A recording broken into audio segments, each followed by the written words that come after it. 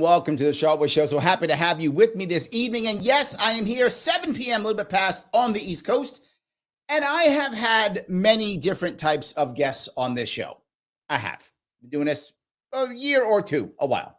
But today, I want to bring on someone who I think is very special, who's going through a lot of stuff that I have talked about in the past, who is having some, I'll say, legal concerns. I'll say it that way. Legal concerns that many of you will respect and see, and hopefully give you some insight into what happens in New York State when it comes to what we in New York State call the second suggestion, what everyone else calls the Second Amendment. For us in New York, it's a suggestion. We'd like you, and it could be a little bit different how we deal with it in New York.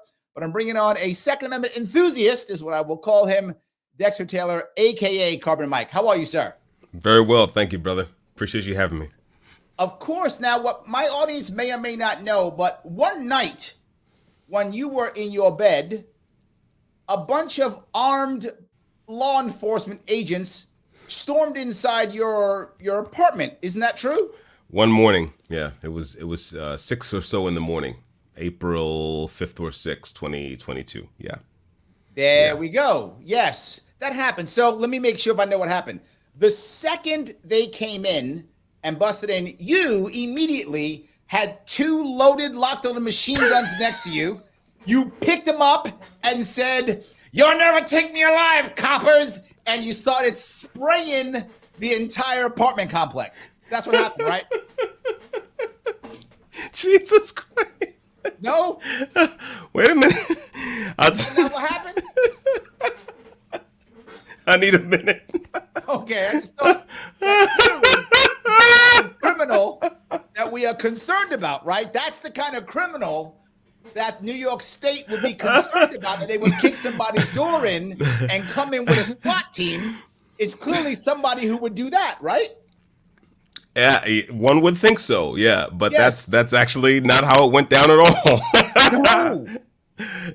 Believe it or not, Larry. That is weird. Okay. So yeah, it's weird. I'm a little bit shocked. Why in the world? Okay, I know now. I know what happened. Okay. So you, okay. In the past, you are a horrible gangbanger that has murdered multiple people. So that's why they were scared of you, because you are a known murderer who shoots people in the streets. That happened, right? I have a squeaky clean criminal record. And in fact, no criminal record. I have 1 arrest for trespassing, which was over 30 years ago in Baltimore City. But aside from that, squeaky clean. In fact, the prosecutor in my case, Vinu can confirm this, my lawyer, said in writing that I should have asked I should have asked the state for permission to exercise my Second Amendment rights at home, quietly and privately, because I would have passed the good character test. So the guy who's prosecuting me said that Mr. Taylor would have passed the good character test. So that's wrong too. You got to try another one. Oh, it's not that. Okay, it's not that. No, I got this. If it's not that, okay. Then let me tell you. You got it. Okay, hit me. Dexter, I'm ready. Yeah. I'm ready. Go for it. You have sent multiple manifestos of how you're going to take the system down violently to all of the local governments, and you're basically expressed your contempt for all of them, and you're going to take them all out. That you've done. Well, I do have a political manifesto, but it's a 10-point manifesto. Here's how it reads. Here's the 10-point manifesto. You ready? It's a fiery political manifesto. That's what I got. Are the kids in bed? Is it safe they to? Are. Okay. Well, Joe, Joe's listening. Keep his ears closed. Go ahead. Keep going. Here's my fiery political manifesto.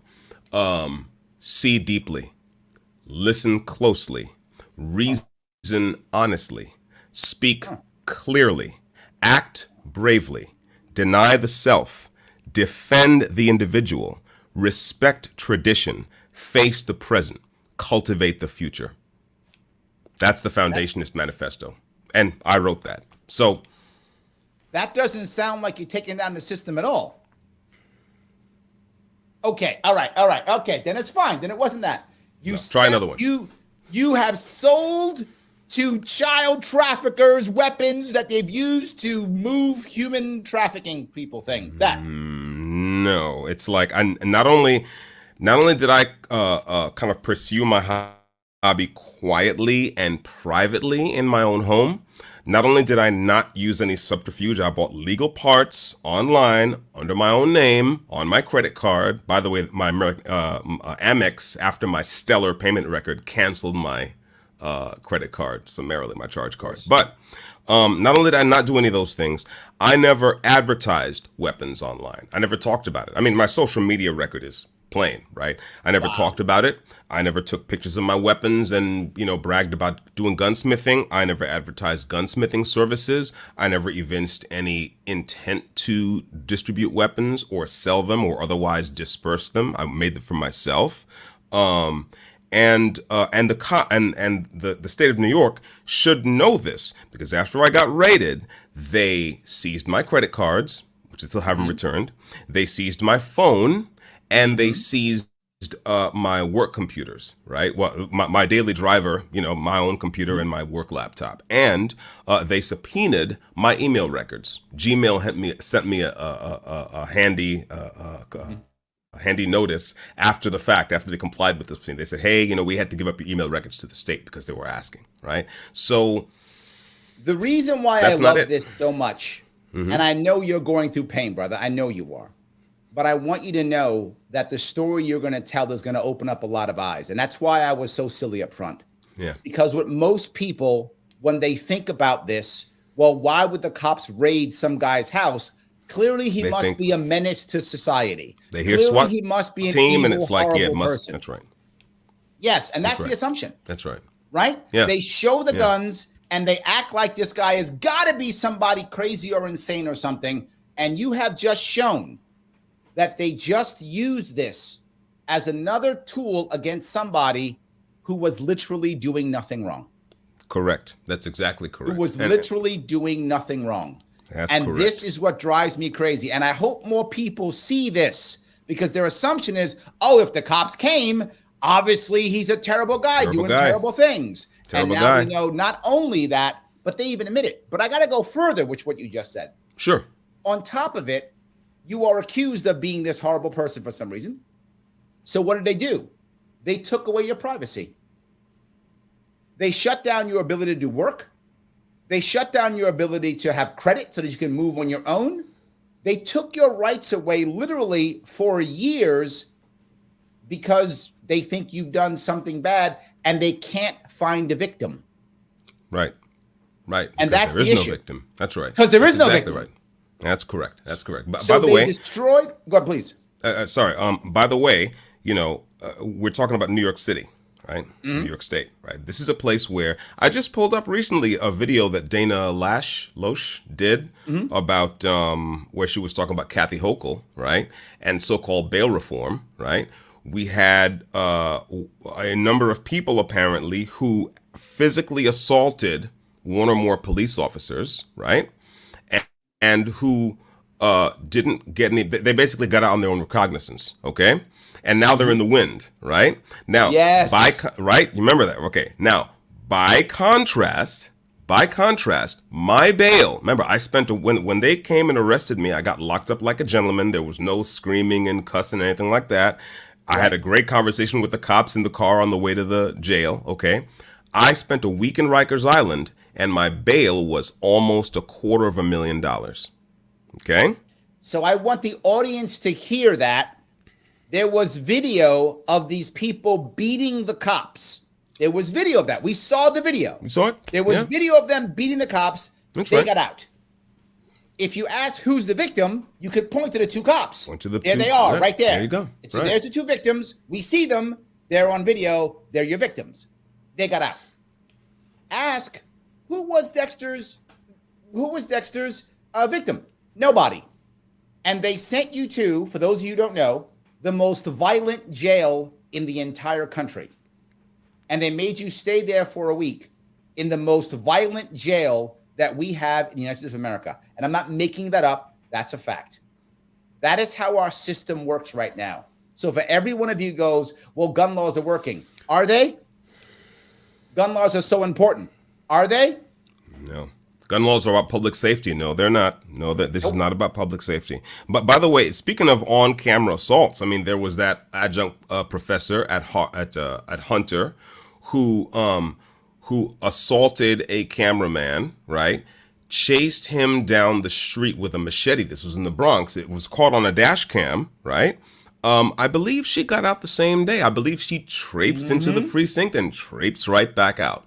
Right? She assaulted a man with a deadly weapon on camera. Okay. Yep. So when people say that they're worried about public safety, they're either mistaken or they're lying. Okay. When they say it's the guns, they're either mistaken or they're lying. And I believe they're lying. They don't believe that.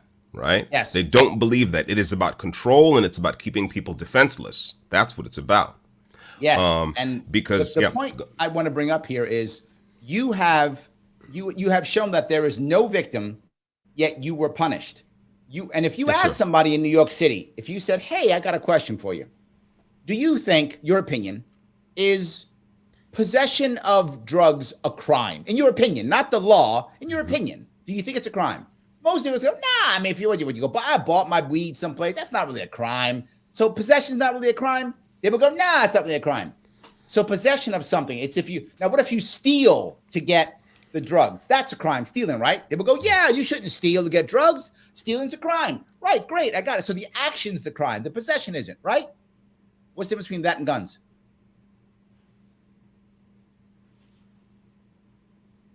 What's the difference? Very well. Here's one difference I can think of. There is among people of a, how can I put this? Among people who have a totalitarian hyper-statist mentality, okay? Most of New York. Go ahead. There's a particular problem with people arming themselves, with people being armed. In other words, they don't want people to have. I mean, many progressives were delighted at the idea of legalizing weed. Let's be honest, right? And many anti-gun progressives, is what I'm trying to say. Many anti-2A progressives were delighted at the concept of people being able to buy drugs, right? This is something different. There's a quote from George Orwell, who I like a lot. I mean, he was a socialist, but nobody's perfect.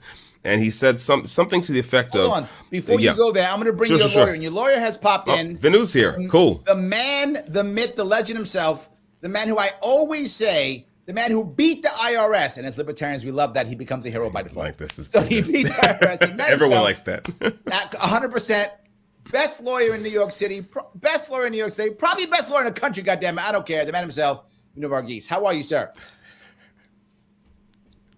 I can't hear you. I think you're... Can't hear his audio. I'm doing muted? Well, guys. How are you? There we go. Good. It's lovely. So we are just talking about how... This comes from my home. I think I did it once from my home before with you, Larry.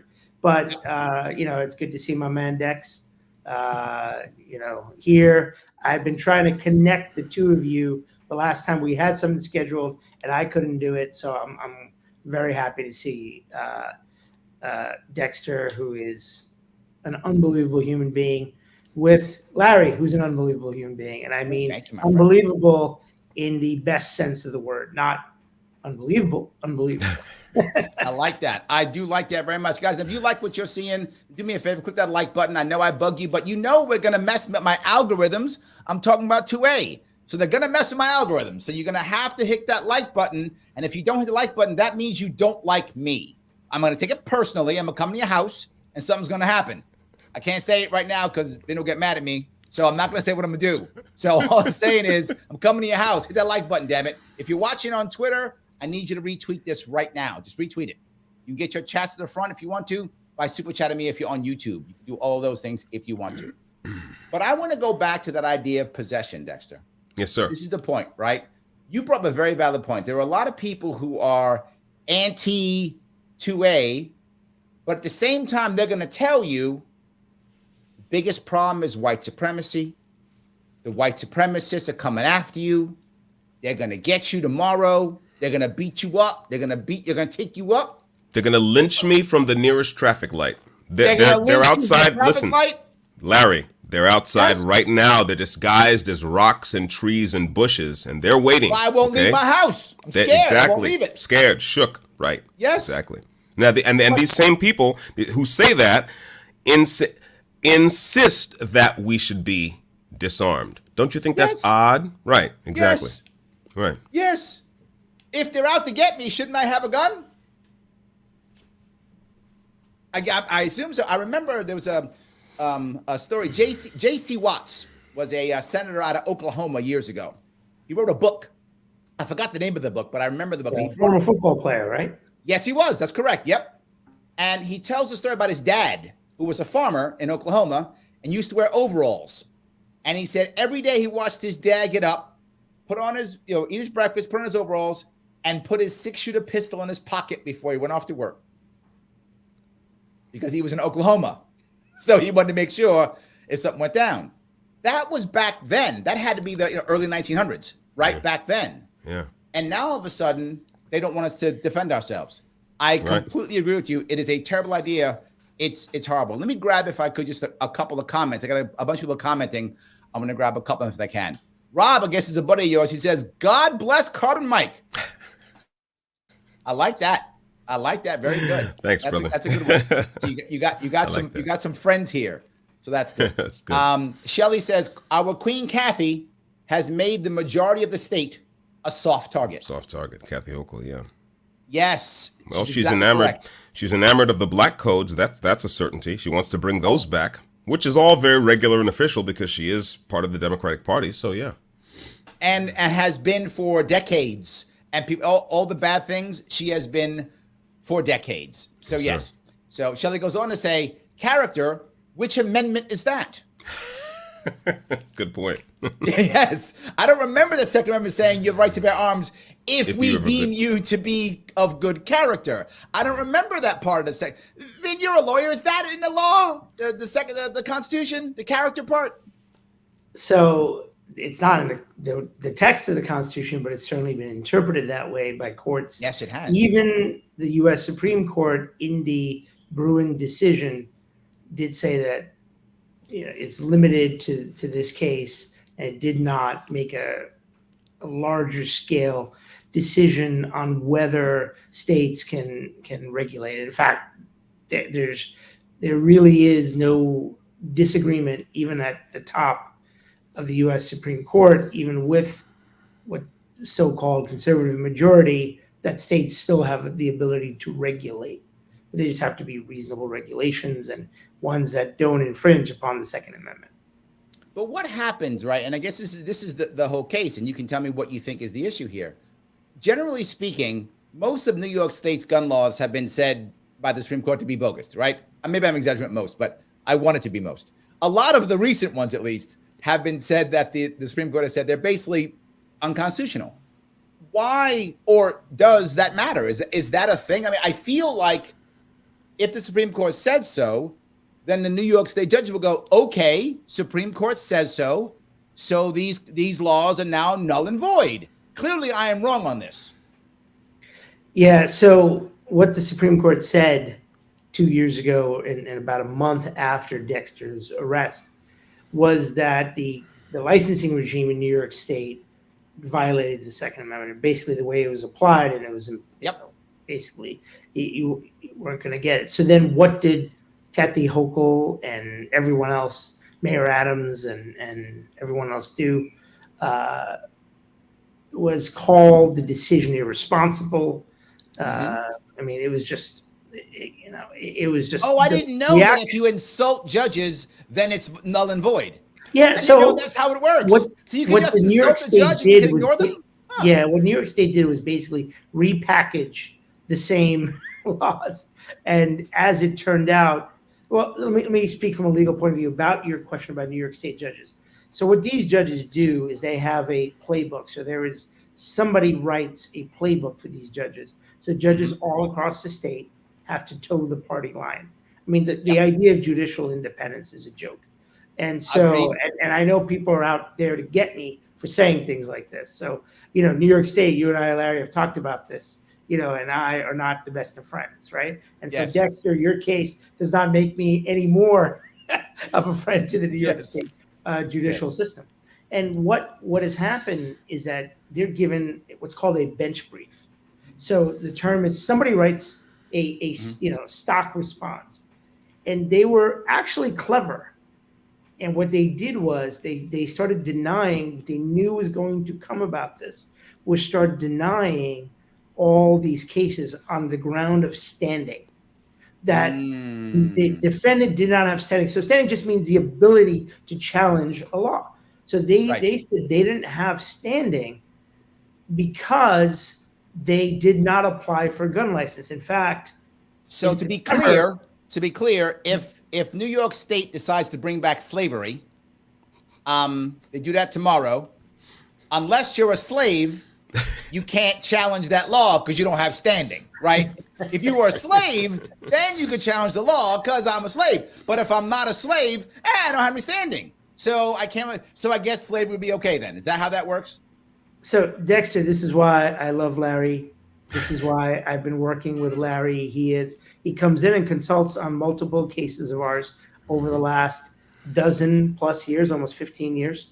And he just has a way of narrowing down what the law means to it. I'm not sure, Larry, on that one, but it may be, actually the way you phrase it may be correct. I mean, the issue is that they didn't apply for a license. Right. So this is interesting. And that's why Dexter's case is unique. I've spoken to the head of appeals at Legal Aid.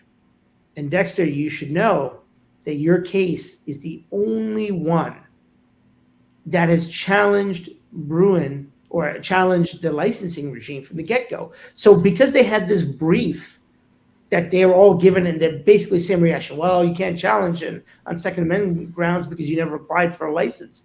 In fact, in September, 4 cases went before the New York's version of the United States Supreme Court. So for your viewers that understand, states and the federal system run parallel to each other.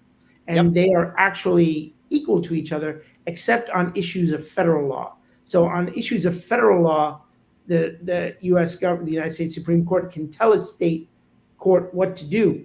But if it's a purely a matter of state law, they can't tell them what to do, right? The U.S. Supreme Court doesn't have power over New York State Court. So what they did was, and it was they rejected all these cases. There's 7 justices on the New York State Court of Appeals, which is the highest court in New York, sits in Albany. Right. And 6 of them voted on standing grounds or voted to deny these 4 cases. Right. Only Justice Jenny Rivera, who actually is considered a big liberal, was the one who wrote in a dissenting opinion or a concurring opinion that, hey, we should start listening to Bruin, right? We're gonna be dealing with this. We better get with it. I like that. So that's a positive sign that at least one of them, the fact that 6 out of 7 of them didn't. But why this is important is because in Dexter's case, to defeat the idea or defeat the standing argument, we went and got statistics from the NYPD.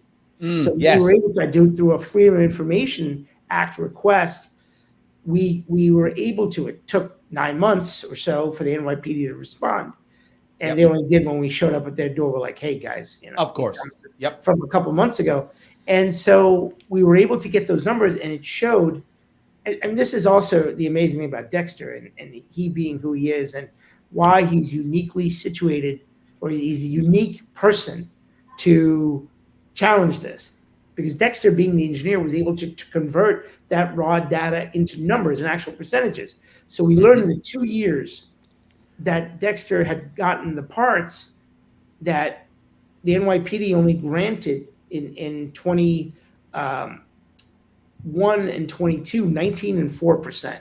Did I get the years right, Dexter? I know you know our brief. We wrote the brief. I know you know it word by word better than I do. You know? But this is what New York State has done more than once. It retroactively makes people criminals. I just want to tell you, just finish. I know it's a little bit long, but the point is that we showed that it wouldn't have mattered. So there's law out there that says if it would be futile or useless to even attempt to try to get a license, well, then you don't have to try and you get standing anyway. So now we've shown the data, and the DA didn't dispute our data. They just said we don't necessarily accept it. That's not disputing it. That's not, look, our own engineer got it. The calculations wrong. Dexter made his. So I want to be clear for the audience. What you're saying is, if they set up a system that basically makes it impossible, but there is a system, it's just impossible, then because it's clearly impossible, it doesn't matter. You don't have to go through it. So they basically said, if you want to drive a car, you have to be 9 feet tall. Then you can drive a car. It's going to be 9 feet tall. We're not stopping anybody. If you're 9 feet tall, you can go ahead and do it. Well, there are no humans currently who are 9 feet tall on the planet. So therefore, no one can get a license. So therefore, it is by default bad. We don't have to apply. Is that kind of where you're going with that? Yeah. So I love the analogies, Dexter. You know, we're going to be talking to Larry as we go to trial. So, except that driving is a privilege, whereas keeping and bearing arms is a right. I'll just interject there. Well, but yeah, you're on the right path. Basically, the law, and this is again judge-driven law. It's not statutes or anything like that. Yep. But there's a law out there by judges that say that if it's if you can't get a license, they make it too hard for you to get a license. You don't have to have applied. And I heard you speaking earlier when I was waiting to come on, talking about, I think Dexter, you mentioned it, that the good moral character. So one of the things the DA said is, well, Dexter, could have gotten a license because he didn't have a record. He's of the good moral character. And so that's an interesting comeback on their part, Well, but they have to say that because they have to show they're more worried about validating their system than themselves. So they must validate the system. See, the system's fair. In which case, my response then is, awesome. Then why'd you arrest him? Correct. Awesome. Then why'd you break his door down? Awesome. Then why'd you come in with guns? If he was such a moral character, why didn't you just ask him to come on in? Why didn't you just, hey, can you get your attorney and come in and we'll talk about Larry, you and I do very well know that they don't do it that way. They don't do it that way. But you know what I'm saying, right? Right. And I'm trying to say this because I want the audience to hear that and recognize that the government had an option. If the government believes that you were that good, they had a choice. They could have just called you up and said, hey, Dexter, we're scared. Do me a favor. You want to get a lawyer? Go ahead. Come on in. We want to talk to you. That was a choice they could have made. They could have asked you to come in. They could have asked for a chat. There were many options. They just knocked on your door and said, hey, can we talk for a moment? There were many choices they could have made. They didn't. They chose SWAT team, kick door in. Larry, that's what they chose. Yeah. It's funny. I was having a discussion about this with a friend of mine who is not as pro 2A as I am, right? And they were making she was making the argument that, well, it makes sense that they're worried that if someone's building guns at home, that's scary and that's that. And I said, well, look, I'm not asking you to be a 2A absolutist or even an advocate, but I'm saying the state of New York has vast investigative powers, right? 100%. So if they really thought that I were a threat to public safety, right, they had any number of options short of breaking my door down and carting me off to Rikers to either put their fears to rest or whatever, right? I mean, they could have said, well, they could look. They subpoenaed my email records after I was arrested. They could have done that before. They could have said, hey, is this guy talking about trafficking weapons online? Is this guy advertising gunsmithing services or trying to distribute? They could have called. I mean, they didn't. It's not hard to get AT&T to give up the phone records. Is 100%. This guy talking to people about transferring weapons and this and that? Right. They didn't do any of that because it's not about that. It's not about that. Correct. It's about fear and scaring and showing the guns on TV. Correct. And that's what it's all about. They want to do, and more importantly, you got a lot of SWAT team. That costs a lot of money. Yeah. And how am I going to make my budget if I don't start breaking people's doors down, right? Mm-hmm. One thing that a government will always find is a reason to kick in doors. Guaranteed. They will always, because they got to pay for SWAT teams. So there got to be a reason to kick in doors. They will always do that. And people laugh at me when I say these things. They go, Larry, no. Dexter, you are such a great example because I want to go back just real fast if I could. Why did this even start? You weren't like some two-way guy who was like, you were like a Civil War reenactor who wanted to make new guns. You weren't that guy. This was a hobby of yours, wasn't it? That's correct. I thought it was going to be my second career. My plan. And, I was never, listen, I didn't get, again, my receipts are in the open, right? So you can go and look. I was never one of these Gadsden flag guys. Nothing against the Gadsden flag necessarily, but I'm just saying. Gadsden people, they're watching right now. Yeah, exactly. They're watching right now. It's all right, fellas. Come on now. But, I was never, like, that wasn't the energy I was bringing to things. Again, you can go look at the Foundationist Manifesto. You can go look at the people I talked with online, the people I interviewed, the people I did podcasts with. I wasn't even talking about national divorce. I think that's a dumb idea. I was talking about here's how we can fix our country by, adhering to these certain mental disciplines that will let us have higher quality arguments about things. I've done a ton of spaces and a ton of podcasts and a ton of online content about this stuff. So no, I never brought that kind of energy that a reasonable person who again is not pro 2A might have said, hey, should someone take his guns? Do you know what I'm saying? Right. It's like it wasn't like that. So we have to understand that this is about control. I was about to quote hold on. Thing. Joe says the police are there to serve and protect, right? Protect, right? Yeah, serve and protect. Yeah, they serve. No. They serve something.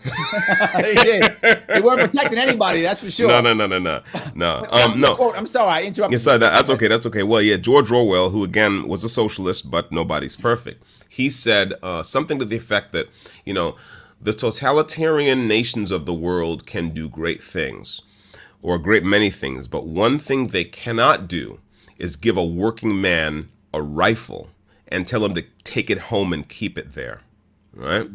And so this is why progressives, for example, who seem to have no problem with controlled substances and all the rest of that business, they're delighted to give people weed and all that stuff, right? Yep. They're terrified at the thought of an armed citizenry, 100%. because again, privileges are one thing. I tweeted something not long ago that said, listen, if I have to ask permission in order to exercise a right, that is not a right. It's now a privilege. And the problem with privileges is they can be taken, if the state gives you a privilege, they can take it back, right? George Carlin said that 30 years ago. Yep. Right, there you go. So, but this is not a privilege. I'm not asking permission, right? It's like, no, this is my right, right? Yeah, but the problem I want to bring up, and I want the audience to understand this, you didn't go on the black market, right? You bought this on your credit card. All above board. All above board. Correct. You bought everything that was the way it was supposed to be. You weren't hiding anything, whatever. You were like, Not at all. I want to become a gunsmith. And someone's asking, Liberty or Death asks, where in New York City this happened? This was Brooklyn, New York. Brooklyn, New York. Yes, sir. Brooklyn, That's New right. York. And by the way, I just want to add, not only was I above board, I had actually signed up, and the records will show this. I had subscribed to Rocket FFL, right? Because I wanted to learn how to file the paperwork so I could eventually do this kind of thing commercially. Okay. Now, I was a member. What the FFL is. Let them know. Pardon me? Oh yeah, sorry. FFL means federal firearms license, and it also is a shorthand for a federal firearms licensee. So if you buy a completed weapon online, okay, they don't send it to you. Typically what happens is you will register with your nearest FFL, and then they'll coordinate between themselves, and the background check will get done that way. Pro tip, there is always a background check, right? And it's always federal, right? And then the manufacturer will send the weapon to your FFL and you'll pick it up there, okay? Yep. So the FFL is the licensee, but the FFL is also the paperwork, the actual license. And then if you want to do more specialized weapons, more esoteric weapons, fully automatic weapons, for example, you have to get a special kind of certificate called a special occupational taxpayer, I believe it's an SOT, right? And there are several categories. I mean, it's complicated, which is why I signed up for Rocket FFL. I said, okay, what am I going to have to do? Not only did I do that, but I was also a member in good standing of my local gun range at the time I was raided. So I had passed the criminal background check. This is also something the state could have known. But hold on, right? So you go to the gun range, I assume, once in a while, right? Yeah, well, not anymore, but yeah, I used to. I don't want to. I stopped going after I got raided because I'm like, I don't want to get them into. I'm sorry. Prior to prior to the raid, yes. For absolute reason, used to go there, right? Yes, exactly. So they could have just waited for you there, couldn't they? They could have, yeah. That was another option they had. They could have just waited for you there. There was literally no reason to kick your door in except to kick your door in. That's and correct. I want to make sure that everyone listening understands that. That's there was correct. This is literally Waco. That's correct. Well, it's better than Waco or worse than Waco because it's like I'm not a degenerate like David Koresh, right? Like I'm an upstanding citizen. I'm a family man, and right. Yeah. But he used to go running every day. Oh yeah, they could have waited. Just grabbed him while he was running and got him versus burning down the entire place. But they wanted to burn down the place because the ATF has got to be cool and got to show why they're spending money. Got to be tactical. Yeah. They got to be tactical. Absolutely. They have to, 100%. And I want to make sure that's true because they're trying to make you a bad guy when literally nothing you have said, nothing. Yes, sir. And I grilled you. Yes, sir. Nothing you have said has shown that you're a bad guy. There is no victim. They can't find a victim anywhere. No. And the only thing they've done is saying, let's see, this guy followed the law above the board, showed no intent to harm anyone, and they kicked in his door and punished him because they wanted to make an example of him. And now he has to be and they sent him again to the most violent jail in the entire country. I want people to know this. I want them to understand how wrong this is. And if you believe it's as wrong as I believe it is, I want you to head over to his GiveSendGo.com account. And I want you to give so he can get some money so he can pay for all the stuff he has to pay for. This is a battle that is insane. This is a battle that is costing him his freedom, his ability to make money.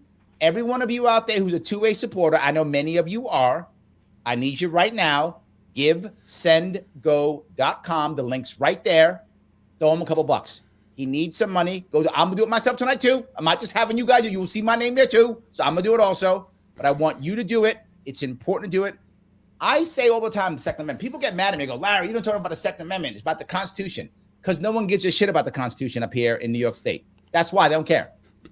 I talk about the actual wrongness and the damage these laws do, particularly to young black men, right? Dexter ain't so young. He's like my age. But still, it's fine. Still getting their ass kicked by the government for no reason. People who are creating no victims. This is important. I'm sorry, Ben. I just want to make sure people got what I was saying. Go ahead, Ben, please. Yes, sir. So I want to add a couple things. One of the charges they hit him with is that possession with intent to use unlawfully. So they're saying by the very fact that he has this gun, that he's built these guns, that he intended to use unlawfully. And that's a stretch. We actually challenged that specific statute. But there's another thing going on here that Dexter doesn't even know yet. Dexter, there's been some developments in your case this week. So I'm about to what better place right here. than to tell you on live TV. I don't think you're going to be disappointed in this. Number one, the people are not going to be ready on Tuesday. And so they asked, we just got this. I've been trying to get Dexter, but he's so busy. He's on Larry Sharpe show. I can't get a hold of my own client. I'm moving and shaking. Listen, what are you going to do? I'm moving and shaking. So that's actually good because we need we need the additional time. Yes. But there's something else that's going on here. So when you look at this picture in the screen, which I'm looking down at, I have the camera slightly above, but I'm looking down at the three of us, and I'm looking at Dexter right there in the center. And I was looking at some of the comments, and one of them said, clearly Dexter's a white supremacist, right? And whoever said that, it's clearly true. Of course it is. I'm just looking at it. Whoever said that is great. I got to follow that guy on Twitter. Yes, absolutely. So the point about that is that right from the get-go, I said this isn't a good case, a good look for the DA's office. Correct. Right? Because when Dexter got arrested, there was an article in the Daily News about it, and the DA, who I know personally, I used to work with him back almost 25 years ago. He came out and said the scourge of ghost guns must be combated, and I got very angry, and I told the Daily News reporter, and he printed my quote, that it's actually it's improper to equate Dexter with, or to say that he's some gangbanger. He's not. He's the opposite of that, right? He went to Stuyvesant High School, then he went to Johns Hopkins for 3 years, and then a la Mark Zuckerberg dropped out to Zuckerberg getting the computers, dropped out to do bigger and better things. That was your problem. This is the second development, my friend, which I'm announcing on national TV. The prosecutor on the case had been this very decent human being, very respectful. He's just doing his job, and his marching orders. Look, he's a soldier. He's not. I can empathize with him. He's a smart guy. He's actually a smart guy. I liked litigating against him because, unfortunately, a lot of times when you deal with state prosecutors, especially when they're younger, they tend to be very immature, right? Because they're right out of law school. They don't have life experience, and then all of a sudden, you think this guy is that? Huh? You think this guy is that? No. This guy was actually very, okay. Responsible, very respectful. Okay. We had a good dialogue. I tried to work out something where we could potentially, you ready for this? Agree that under the current law, Dexter's guilty. But the statute is unconstitutional, and that we preserve the right to challenge the constitutionality of the statute on appeal. They didn't agree, and I said, the only way we're going to work out a deal is if Dexter is also allowed to be out pending appeal, right? They didn't agree to that. And so hold on, I want the audience to understand this for a second. I want the audience to get what's going on here. What they're saying is they were talking about the idea. This was a conversation. Hey, I brought it up with them. We will agree that with this current law, he's guilty. That's true with this current law. But the law is a bogus law. So we want to be able to challenge this law. And I don't want Dexter to go to jail while we're taking who knows how long, 1 year, 2 year, 3, whatever it takes to challenge this law. 8 years was the last offer. 8 years was the last term, and I've turned him down flat, obviously. Yeah. There we go. Right. Whatever. We don't want him going to jail for this time while we're challenging this law. And what you're saying is they said no to that. Correct. And what the audience understand that. Go ahead. And this goes back to the comment about Dexter being a white supremacist. Was Dave Chappelle's character. Clayton Bixby. Clayton Bixby. That's clearly Dexter there. But anyway, this week, and I am almost hesitant to say this, and Dexter, I haven't talked to you about this yet. That prosecutor, who I thought was, he's doing his job, he's honorable, he's smart, he's very respectful, because I see a lot of DAs playing dirty, hiding things, and he wasn't that at all. Yep. And his boss, I know him as an honorable guy, his direct supervisor. So why we had some discussions to try to it clearly, because they're not making the call, right? And there's clearly a lot of people looking at Dexter's case. So what do they do, right? Because you have on one side Dexter from Brooklyn with his skin tone. You've got me with my skin tone. So on the other side is a white prosecutor. Yep. What do they do this week, Dexter? I'm telling you on national thing. Oh, wait a minute. They switched the prosecutor to a black prosecutor. Wow. Yeah, this has happened to me. I've been in practice for 25 years, and this has happened to me whenever I have a minority defendant, which is roughly half the time. Most half the time I'm representing white people, and then the other half the time representing people of all different colors and things. As the case gets closer to trial, all of a sudden there are minorities on the matching skin tone all of a sudden. Right. There's matching skin tone all of a sudden. Completely. I had a big federal securities fraud case where my client was brown. All of a sudden the lead prosecutor became a brown attorney. Right. There we go. I had a case in Brooklyn. This is more than a decade ago, and you know about this.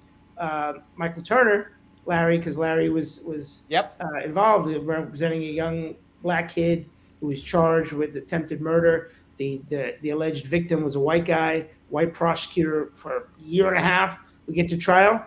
They put on the senior black prosecutor from the Homicide Bureau, and it wasn't a homicide case, right? It was an attempted homicide, but whatever. No, it was a skin color case. This is what it was. Perfect. It's not just the state; it's the feds. So we have a new ADA that's going to be trying the case. There we go. I'm sure they'll have a team. Don't get me wrong.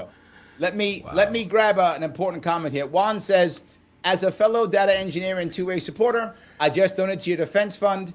It was quick and easy. Good luck, my friend. There we go. Cool. Other people. Right. Copy Juan. Juan is right. Copy Juan. Do as Juan says. He is correct. Do as Juan says. God bless Juan. That is absolutely correct. Yes, yeah, this absolutely. is just to touch on something Venu said before, because Juan mentioned being a data engineer. Like, that's what I am. And data engineering is a specialized subdiscipline of software engineering.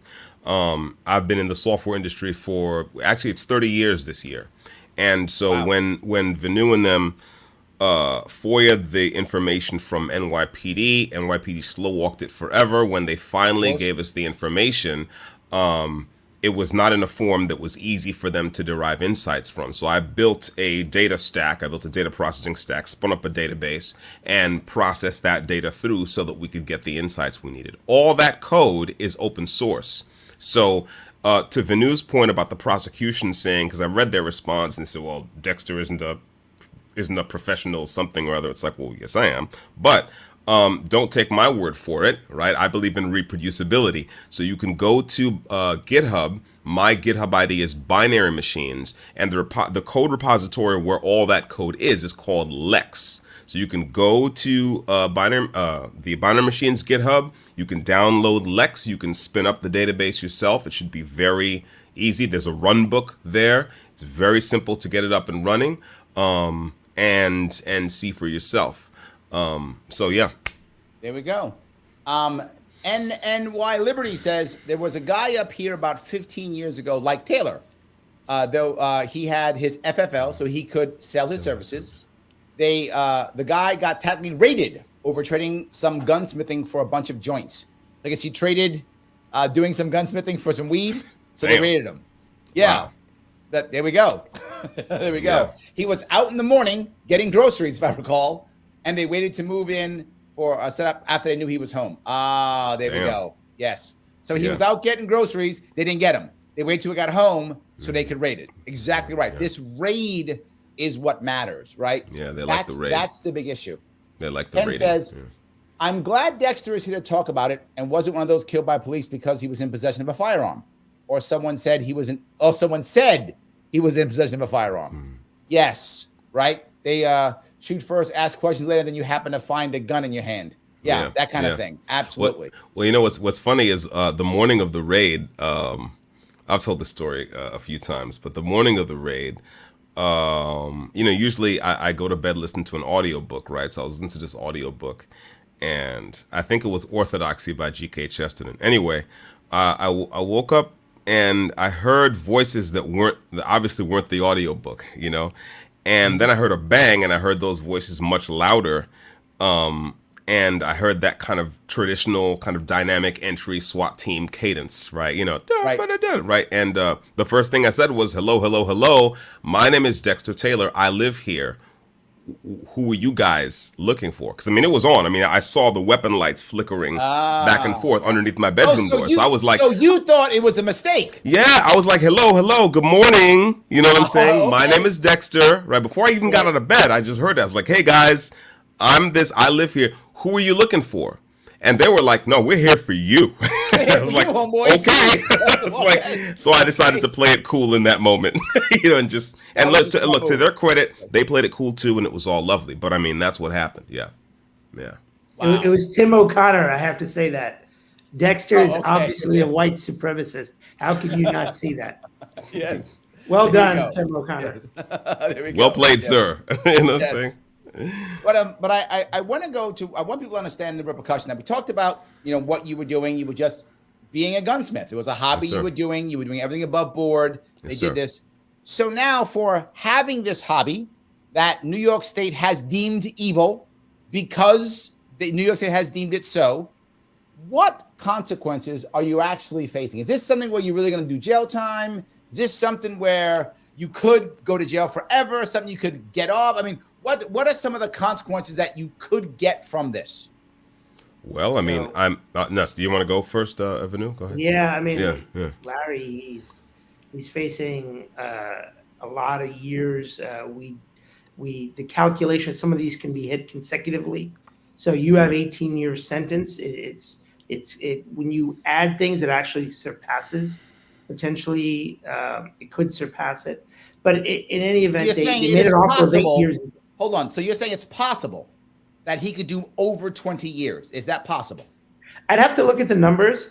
18 is a number that they said in court, but there's still a possibility before we get to trial, they could supersede, add charges, and it could end up being higher. So but I want the audience to understand this. There is no victim. There is clearly no intent, and there is clearly no not according action. To the DA. Not according to the DA. Well, the DA. Okay, well, let me explain that difference. How that works. How the world works. If you have a gun, you're a bad guy. That's how that works. According to you have a gun, you're a bad guy because you have a gun. Now, there's an exception. If you happen to also have a badge, you are now perfect. So that's how that works. You go from bad guy to perfect. Perfect guy. You have a badge. That's correct. Sadly, Dexter does not have a badge. But it depends on who on the left you speak to. So that's true. It's correct. Right. Yes, correct. Yes. So in any case, you're a bad guy. But for the average person, no intent, nothing. And he faces 20 possible years from the state. How can anyone tell me that the gun laws of New York State are fair, are good, are just, are anything except horrible and punitive and unfair in New York State? I just want to make sure that was clear, Vin. Please keep going. So part of the issue, Tim says you're his new lawyer. Yes. So part of the issue here is that hold on. I got to tell my boys here to stop making so much noise in the background. All right. Can you guys use the other room, please? Don't get in trouble now. Yeah. Anyway, part of the issue here for us is New York State is what it is. So we filed the motions to dismiss. The judge has already ruled against us, which we knew. I tried to give her. By the way, we've gone through a couple judges because the first one was treating Dexter like a total piece of shit. And I called her out, right? I've had problems with this judge, Phyllis Chu. I called her out in papers publicly. And then she did a smart thing, which is she quietly recused herself. There we go. I like that. That's good. She didn't say, oh, I'm going to recuse, because I actually told her straight up in writing that she's biased. And so then she recused herself without saying she recused herself. It got transferred to another judge.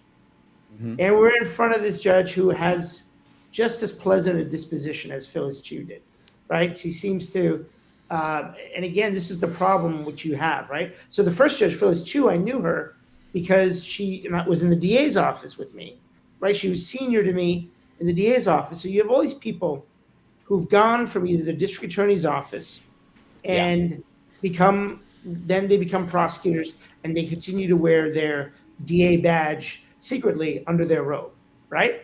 What did you call it? You told me this. You call it the prosecutor to judge pipeline? Yes. We've talked about that on one of your previous shows. The judge pipeline. Here's the thing. The new judge, and this is also a thing because, over the last 10 years or so, there's been a push to get more public defenders into the thing. Now you think that's good. Often these are actually worse than the former DAs. A lot of these former DAs are actually they look at things and go, you know what? They're obviously they're ones who are still wearing their badge and hiding it under their robe. But then there's a good decent amount of them who are like, you know what? I would never have done this as a prosecutor. I'm going to scrutinize the DA's office in a way that's more the way that I would think a DA should be. Then there's the public defenders. So let me get back to Dexter, though. Judge Cesare, right? Who are like... I want to get back to Dexter, though, here. I want to get back to Dexter.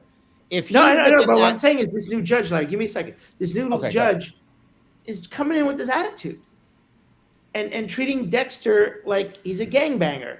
And I had to call her out because she was being rude. And then she made this comment to me. And again, she's a former public defender her whole career before she went into it, and doesn't understand a guy like Dexter, who's a private citizen, right? Who doesn't have a court-appointed attorney, that, you know what, this guy's got to work. You can't just dick us around and tell us that we're going to have to show up at court at 10:30 and then say, oh, I'm busy right now. She gave us, quote unquote, a time certain. And it's just like rude shit. Yes. Of course she rules against us. To care. Yes. Yeah. But the question, your original question was, he's going to have to lose. If we lose the trial, I think we can win this trial. But, that strategy I won't talk about online because they're watching. Probably smart. Right. But Larry and I, you and I and Dexter will talk offline. But if we lose, and this is what makes Dexter a hero in my book, he's willing to lose and understand that we're not going to win in New York State.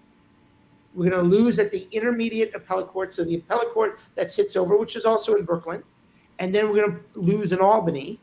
And then only then you have to go up the state chain before you can go across the street to Cadman Plaza and file what's called a federal habeas. And then we can actually get respect for the Second Amendment. But he may, unfortunately, have to sit in prison, potentially for a couple of years. Correct. This is something I want to ask. I want to ask this question. You tell me if this makes sense. As a layman, I know everyone believes this, so you're going to help me if it's real or not. If someone looks at him and says, okay, wait, he's appealing. He's not a gangbanger. He's got no violent tendencies. He's got nothing. He's a nothing bad.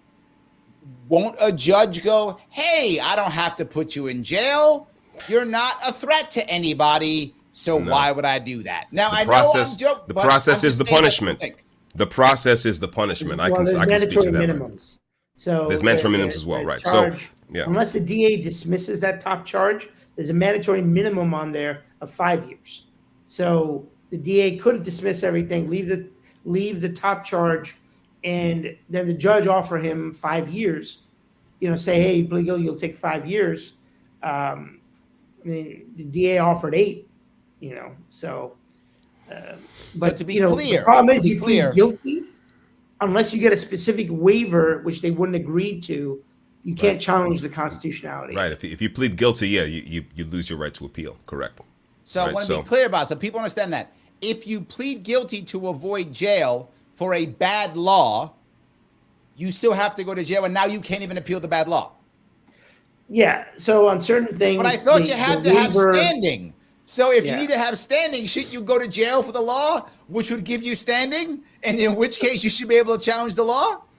Larry, there's no easy answer to what you're asking. I know. I'm purposely being that way. Let's just say no. I mean, my easy answer is that the game is rigged. Like, it's rigged. Yes. In other words, it is rigged to keep these laws in place, right? In other words, no sane person, right, would take all those risks, right?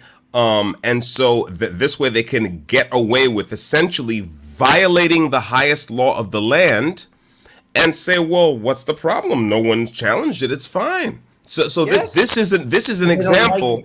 This is an example of might makes right. They're doing this because they can, and they're doing this because they think they can get away with it. Now, short of actually fighting the case all the way through, the next best option for us is for a critical mass of people to start paying attention. The optics of this case are terrible for New York State. Okay, like you can see this. But like, I am not the guy they really want to be trying to prosecute, especially in an election year, especially given that Letitia James is the AG of New York State. Now, I'm not MAGA, but there's an awful lot of MAGA 2A people out there, right? Yep. Okay, so that's why I've been working. Why it's been hard for Venu to get in contact with me, because I've been working my social media contacts. I mean, I don't have a very large circle. You have court on Tuesday morning. Don't forget that. All right. Well, I remember. I remember. It's on my calendar. Listen, I've met. I've met. Listen to me. America, Judge. I have been to. I've never missed a court date. Right, and I don't intend to start now. Okay, Absolutely. but what I'm saying is that's why I have been working the contacts like this, and I'm trying to get conservatives, for example, to pay attention to this. And I'll say something else, because a lot of people, and one reason I'm not very you could say I'm not very big in conservative circles. I don't subscribe to many of the talking points that many prominent conservatives subscribe to. I don't believe in retreat. Don't go down that road. I don't believe in. Dexter, I agree with Larry. Let's just. I don't believe. No, wait a minute. Let me say my piece. I don't believe in writing off segments of. Excuse me. I don't believe in writing off segments of this republic. Do you understand what I'm saying? So when I talk about the talking points, you have to let me say my piece. I'm not. Trust me, I know what's going on. But what I'm saying is, just listen. Okay. Go ahead, do your thing. New York City is an American city. Mm-hmm. Chicago is an American city. Los Angeles is an American city. San Francisco is an American city. The reason conservatives keep losing is that they insist on writing off huge swaths of this republic and then still being able to and think that's a good fighting position, as opposed to liberals and progressives who have never written off anything. When's the last time you saw a socialist or a communist say that's too conservative to fight for? I'm going to leave them alone. No. So the one reason, right, why I think my case hasn't drawn more attention, and let's be clear, when I started doing this thing, I wasn't trying to draw attention. I didn't want to get into a pissing contest with New York State. Why would I? It make no sense. I wanted to sit at home and quietly do my thing and eventually buy my land in New Hampshire and go start my gun lab and do everything above board. So get it out of your head, everyone who's listening. My libertarians now love you now. So get it out of your head that I had some plan to be a two-way activist. It's not about that. I'm not interested in being an activist, right? And I never have been, and I'm not now. And if I could snap my fingers and make this go away now, I would. What I'm trying to say is that one reason why we are not getting as much attention as we might otherwise is because many conservatives, many two-way advocates have adopted a habit of writing off what happens in cities. Let me jump this on board with that. This is a fact. Okay. I'm going to jump on. I'm with you. I am with you. I always say it all the time. When I ran for governor twice, and I'm obviously, I am a two-way activist. I am. Yes, sir. And I immediately said that I am. So I go out talking about it all the time. And I don't talk about it very much. Larry too. Thank you. So I actually, when I go up to upstate, I don't talk that much about guns here or there. People ask me about it. And they say, how come you're not pushing the Second Amendment? I said, because when I'm out here in Wyoming County, I'm preaching to the choir. Right. You guys are already there. But I talk about gun laws when I'm in the city. That's what I do. And that I know of, I'm the only guy who ever did that, to your point. No one else did. I would talk about when you're in a poor neighborhood, who are the people who get beat up who aren't gangbangers? It's the old man and the old woman. That's who it is. What if one old woman happened to have a gun and put a bullet in a gangbanger? All of a sudden, it's an equalizer.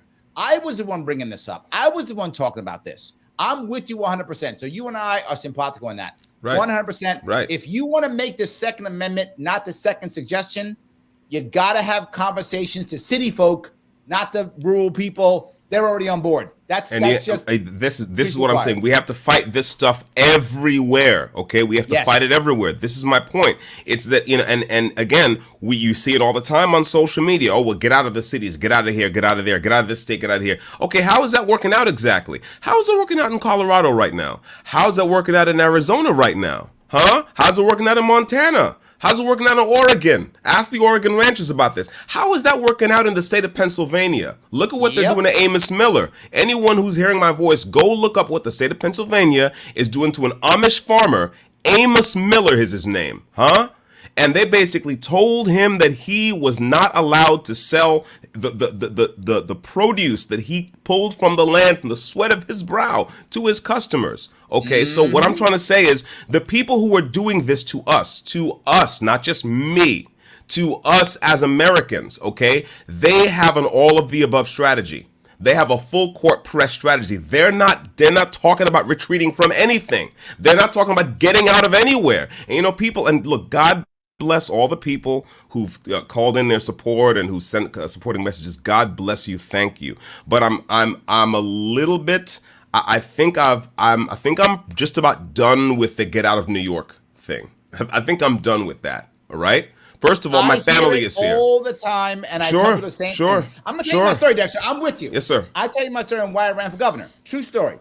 2016, 2017, I'm pissed off at New York State. I'm considering leaving. Yes, sir. And for what I do for my consulting, I need a big city, right? Right. Knows what I do. I need a big city around me, or I can't pay my bills. So I thought I'm gonna move out of here. I'm gonna head down south, and I thought Charlotte. Charlotte's a big city. I could make some money there. There's some big businesses there. I could do that. I thought about moving. So I actually went down there, and I realized I could sell my shoebox of a house here in Queens, buy a mansion in North Carolina, and have less taxes. Yeah. And many people will leave. But you know what happened? Dexter, I got mad. I said, why do I have to leave my state where I'm born, where I have my family, where I have my friends, where I have my business? Why do I? Because my state sucks? No. I'm going to go back. I'm going to run for governor. I'm going to win.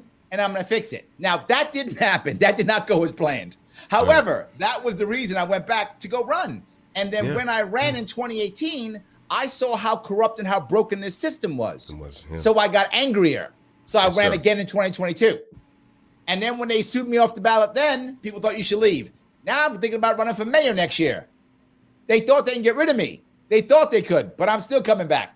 I'm still coming back. Right. I didn't tell you that, but I may run for mayor next year. I'm actually thinking about it now. Good. I might do that too. Anyway, so I'm with you, my friend. I'm not leaving either. Yeah. And I mean, look, I'm not saying anyone, if you have family and you feel you need to leave somewhere with your family, by all means. I'm just talking about a conservative mindset, right? A mindset among conservative people, apparently conservative people, that that people who live in cities don't matter. These are American cities. If we're Americans, if we're serious about this republic, if we're Americans, then we have to fight for the territory. And again, retreat is not a strategy. Look, I happen to be a big fan of Winston Churchill. My grandfather was the one who told me about Winston Churchill. He would recite some of the speeches. And there was a speech Churchill gave to the British people after Dunkirk. Okay? Yep. And the speech was, I'm not going to try to replicate it here, but it was something to the effect that, listen, we pulled that off, but that was an evacuation. That was a retreat. Okay. Yep. Wars are not won by evacuations. Yeah. I would say you cannot win a war on defensive. You can't win a war. You can't win a war. We've been playing defense as conservatives and expecting to win something. And the opponent is playing offense. What are you doing? Right? So this is the thing. And another thing, I have to say this, because I'm so grateful to you, Larry, for giving me a platform, but I'd feel remiss if I didn't say this out loud, okay, is that I am a conservative, not because I left the left and started listening to Fox News, okay? I'm a conservative because I grew up in working class Black America. You understand what I'm saying? I am a conservative because I grew up in working class Black America, okay? I grew up with people who were fanatical about hitting the books. I grew up with people who were fanatical about you better make sure you go out there and you walk right and you talk right because you're representing us. I grew up with people who would slap the black off you. I went to St. Albans Congregational Church over there on Merrick Boulevard. Thank you. I grew up with people who would slap the black off you if you look at them wrong. You understand what I'm saying? And I'm a little bit done with the crime porn. Okay, it's like we have a problem with crime in our cities. This is true. Okay, but we also have a normal person, a reasonable person would look and say, well, this shows that liberal progressive governance, that statist governance, is a dismal failure. But somehow our heathen blood worshiper brethren have decided to go with some kind of weird, creepy eugenicist, Darwinist argument about how it's all the genes. So anyway, I'll cut off there. But all I'm saying is that this is an example of the kinds, like what's happening to me. Let me put it more succinctly. What is happening to me will happen to you. Yes. Unless we fight these people everywhere. That's what I'm saying. You don't have to care about me. You don't have to like me. Okay. That's how it is. Here. I say this all the time. People say, Larry, why the hell do you stay in New York? They tell all the time, why do you stay in New York? And I say, because someone's got to fight him. Someone's got to be in the front line. Someone's got to fight him.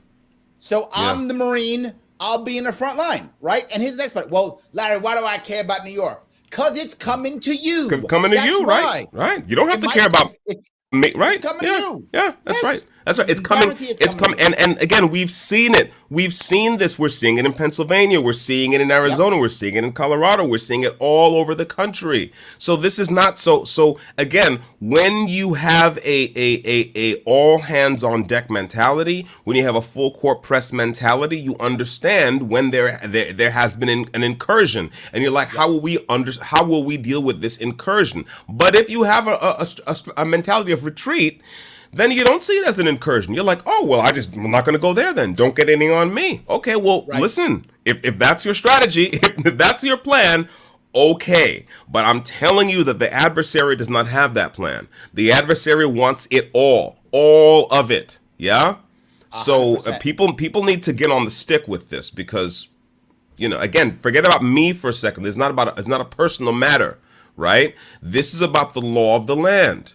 And if judges in some places think they can get away with it, then look at New Mexico, for example. Here you have a governor who said, you know something? I'm just going to turn off the Second Amendment. I'm just going to, flip a switch.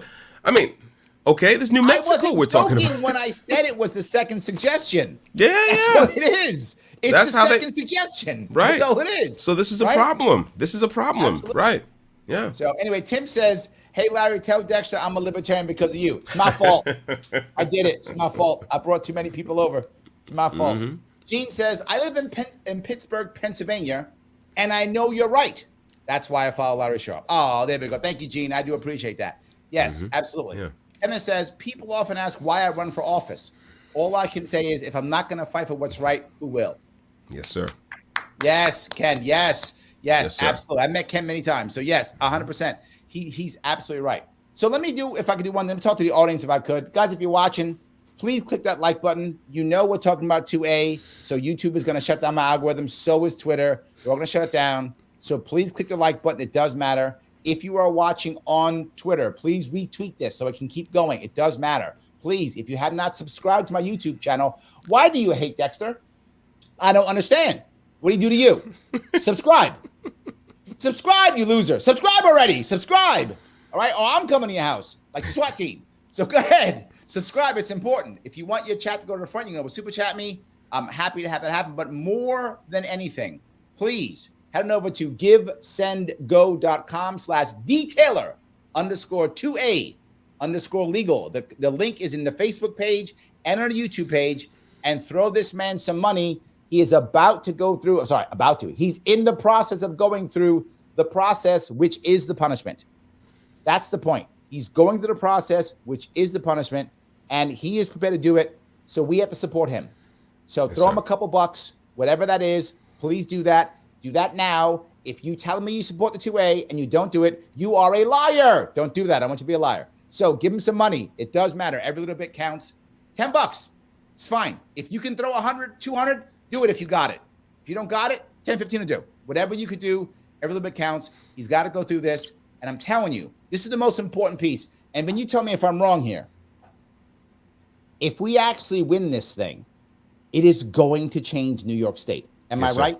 It's going to change. It's going to change. It's going to change the United States, but certainly, definitely will change New York State. Yes, it will change the face of so-called gun control all over. Yes, this case is in Brooklyn. Yep. Is that in and of itself is wild because they did not expect to see someone like Dexter, in handcuffs. And we just add, this guy didn't hide anything. He's buying stuff off Amazon, right? So he's not like, sending it to different locations, sending runners to pick up stuff, gathering things, all coming to his home in Brooklyn. Right. All my weapons were in the same place, by the way. All the weapons were in one place. All my tools were in my workshop. There was no go on. I'm sorry. I mean, it's just this is the very opposite of a criminal intent. But in New York State, if you possess, you are possessing with an intent to use unlawfully. I tell people all the time that just if you have a gun in New York State, you are by default a violent felon. Yeah. And people don't believe me, but I say no. Just having it, you don't do anything with it. You are by default a violent felon in the eyes of New York State. So yes, Paula says just sent Dexter a few bucks. There we go, guys. Follow Paula. God bless. Right? God bless you, Paula. Thank you. Follow Paula. Every little bit counts. Please do that. It does matter. And Shelly tells me, Shelly, thank you. You're the best. Remember, Shelly says, comment after. Once this show is over, guys, do me a favor. Come back on and comment. Why? YouTube loves that. So once this live is over, come back and just put a little comment. I will watch it. I'll comment. I'm above Dexter for him to comment too. So he'll comment too. He'll put some likes on. We'll do some back and forth. It is important. Please do it once this live is over. And speaking of a live being over, what did I miss, Dexter? Before we wrap this up, is something I missed? Well, not necessarily about my case, but I'd like to point something out because we're talking about victory. We're talking about getting a win. Okay, well, it's possible to get a win in court, right? But it's also possible to get to win this battle, right? Outside of court. What do I mean by that? Well, look, we don't necessarily expect. I think Vanu and I are both very clear-eyed about the unlikelihood of the state of New York having some kind of road to Damascus moment of right. Legal enlightenment, right? The right. scales are not going to, the scales of justice are not going to fall from their eyes. Okay, now, the attorney is in St. Paul, so right? Exactly, exactly, right? But I'd like to draw people's attention to another case that happened in New York, a case that actually involved an incident of self-defense when an old man named Jose Alba defended himself against a violent criminal in his place of work. Now, the state of New York decided to charge this man who defended himself, okay, with manslaughter. Yeah. Now, what happened? They didn't go to. They dropped the case. They dropped the charges. They did. Now, he spent some time in Rikers just like I did, but what happened was enough people made a big fuss in New York City that the Democrats said, "Oh, this isn't a good look. We really don't want to be doing this." Okay, I submit earlier. Pardon me. He brought it up. Yes, right, exactly. Yeah, there you go. Yep. Right. So that's why it's so important for more people to spread the word about this case, to talk about this case, to get myself and Vanu in front of hot microphones to talk about this case and to spread the word. Because again, we are in an election year. I personally am of no political affiliation. I'm not a Democrat. I'm not a Republican, but I'm not stupid. I know how these things work. I have just told you you're a libertarian, so now you are done. I've deemed it so. It's done. You need to come and join the foundation this side. You'll like us. But you know what I'm saying? It's like if attention matters. In other words, the optics of this case are bad, but that presupposes that people are looking. Correct. And so the more people look, the more people make a fuss, the more it is possible, at least, if not likely, that the powers that be will say, we grabbed the wrong end of the dragon on this one, and we need to back off. I completely agree. Joe brings up the idea of jury nullification. Could also happen. It's possible. Dow says, win by changing culture. Can I address that for a second? Yeah, sure, absolutely, yeah. Just, we're not allowed to argue that at all. Yeah, of course. It's yes. But for those of you who don't live in New York, you can't argue. Jury nullification. For those of you who don't live in New York, some of you will go nuts when you hear this. The judges literally say you can't do jury nullification in New York. They tell you that. They're like, that doesn't matter. You can't do it. And I know some of you live outside New York say, wait a minute, that's unconstitutional. Yes, I believe so. Clearly, judges do not. But I believe that's true. I'm not a judge, though, so it doesn't matter what I think. But I agree with you. Yes, I think that's true. Byron takes a quick joke. He goes, Second Amendment, afuela. All right, Kathy Hogan, throw it away, get rid of it. That's what he thinks. I think that's kind of funny. So, all right, guys, I want to say thank you so much. Oh, I'm sorry, Vin, did I miss something before we go? No, you guys, you did great, Larry. Thank you. You're obviously, you're here to me. Dexter is the most unique client I've had in 25 years of total practice. And it's never seen a guy with so much conviction, so wrongly being pushed. But what makes Dexter different, he's got the will. He needs the resources, but he's got the will to fight. And he's willing to do that. And I can see, and sometimes we just talk and no way, he's not trying to be a martyr. He doesn't want to be a martyr. The best kind of martyr is the guy who doesn't want to be the martyr. It's the best kind of martyr, the guy who doesn't want to be one, 100%. Guys, thank you so much. And I want to tell my audience, head over, givesendgo.com. throw a couple bucks that way. The link is in both in on the Facebook page and on a YouTube page. If you're watching the one, go there, give a couple bucks. I'm gonna do it right now after this. I'm gonna go do it myself too, so you can see my name there. So don't think it's just me just telling you to do stuff. I always tell you, I can't or ask you to do something unless I'm gonna do it. I'm gonna do it. I'm gonna ask you to do it too. Head over there, throw them some money. It does matter. It is important. Please do that, guys. I will see you all very soon. Have a great weekend. Have a good one, guys. Thanks, Larry.